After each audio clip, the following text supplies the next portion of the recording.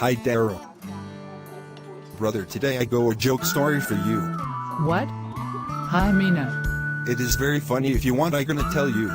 I hope it is very funny. Yes, it should be joke and you will laugh after I told you. Okay. So please tell me that story. So, I will tell about that story. It is about Dreamfly plane.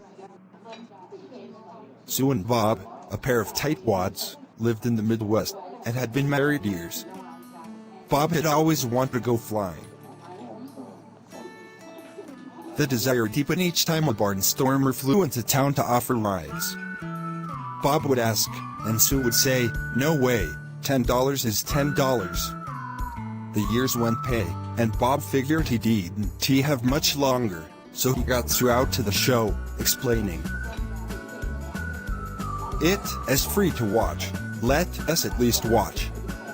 And once we got there, the feeling became real strong. Sue and Bob started an argument. The pilot, between flights, overheard, listened to the problem, and said, "I'll tell you what, I'll take you up flying, and if you don't say a word, the ride is on me, but if you back one sound, you pay $10. So off they flew. The pilot doing as many rolls and dives as he could, heading to the ground as fast as the plane could go, and pulling out of the dive at just the very last second. Not a word. Finally he admitted defeat and went back to the airport. "I am surprised. Why didn't you say anything?" "Well, I almost said something when Sue fell out, but $10 is $10.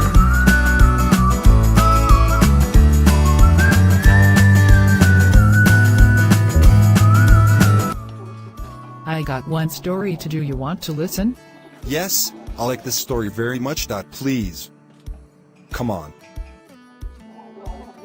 The story about fear of bombing airplane. No, I don't. Okay, the story is that Aunt Bessie loved to visit her nieces and nephews. However, she had relatives all over the country. The problem was that no matter how much she enjoyed seeing them, she hated flying. No matter how safe people told her it was, she was always worried that someone would have a bomb on the plane. She read books about how safe it was and listened to the stewardess demonstrate all the safety features. But she still worried herself silly. Every time a visit was coming up. Finally, the family decided that maybe if she saw the statistics she'd be convinced. So they sent her to a friend of the family who was an actuary. "Tell me," she said suspiciously, "what are the chances that someone will have a bomb on a plane?" The actuary looked through his tables and said, "A very small chance. Maybe 1 in 500,000. She nodded, then thought for a moment. "So what are the odds of 2 people having a bomb on the same plane?" Again he went through his tables. "Extremely remote," he said. "About 1 in a billion." Aunt Bessie nodded and left his office. And from the day on, every time she flew, she took a bomb with her.